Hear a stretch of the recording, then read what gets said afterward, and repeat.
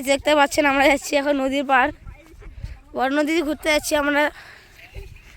এই যে কতজন, এই হাই কর সবাই, হাই। করলা ক্ষেত বহুত সুন্দর দেখতে পাচ্ছেন। তো আমরা সবাই বড় নদী যাচ্ছি। এই দেখতে পাচ্ছ ভাই, পেছনে কাকা, তারও পেছনে আছে। হাই দেখা, এই দেখো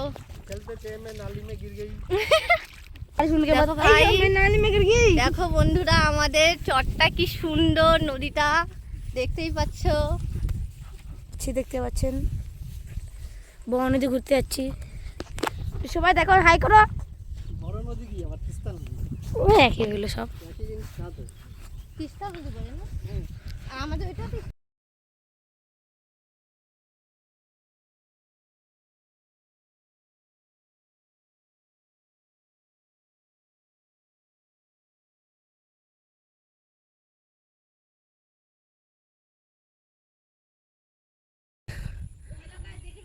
অনেকদিন পরে আসলাম ব্লগে।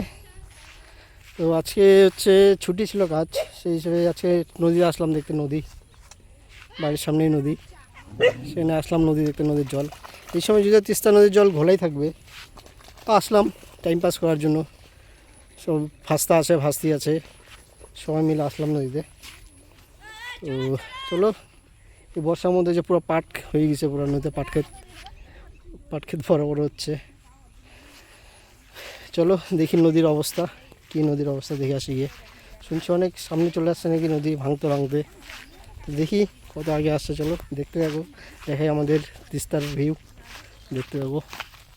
সবাই আছে যেমন কালা হয়েছে না জিতু, এই সব আসছে পিছনে মন বর্ষা।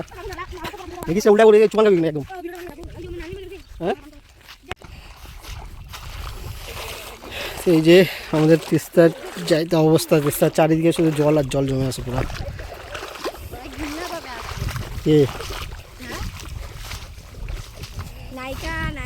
দেখিস পায়ের মধ্যে কিন্তু যোগ ধরবে, কিন্তু দেখিস যোগ হবে কিন্তু এগুলা জলে, সিরিয়াসলি বললাম।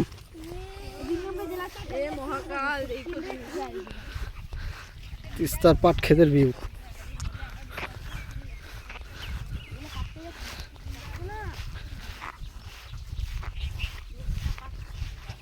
মানে কালা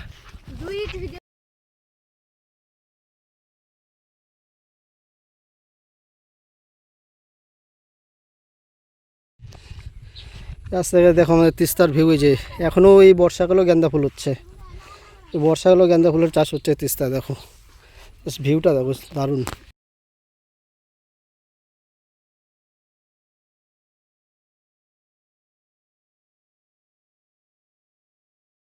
দেখো এখন এত জঙ্গল হয়েছে, রাস্তা রাইকে নিচে পুরো জঙ্গলে, পুরো গাছ দিয়ে এত সুন্দর সুন্দর গাছ হয়েছে তিস্তা পাড়ে।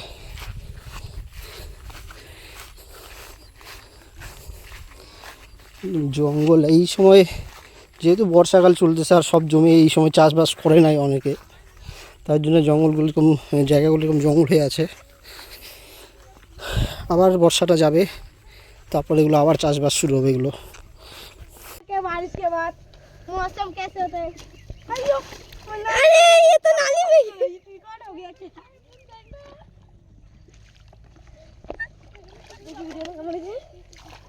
देखिए वीडियो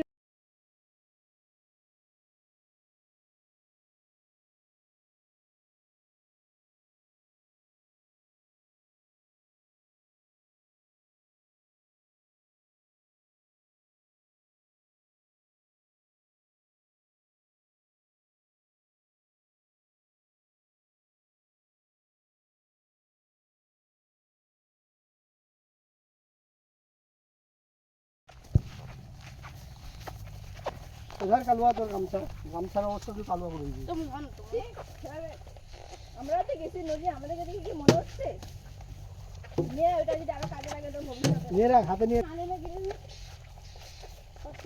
ও কাকু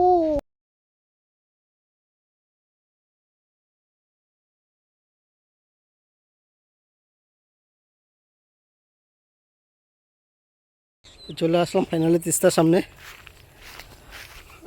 আর তিস্তার এই সময় ভয়ঙ্কর রূপ দেখাচ্ছি, বর্ষাকাল আর এখন তিস্তার ভয়ঙ্কর রূপ বর্ষাকালের।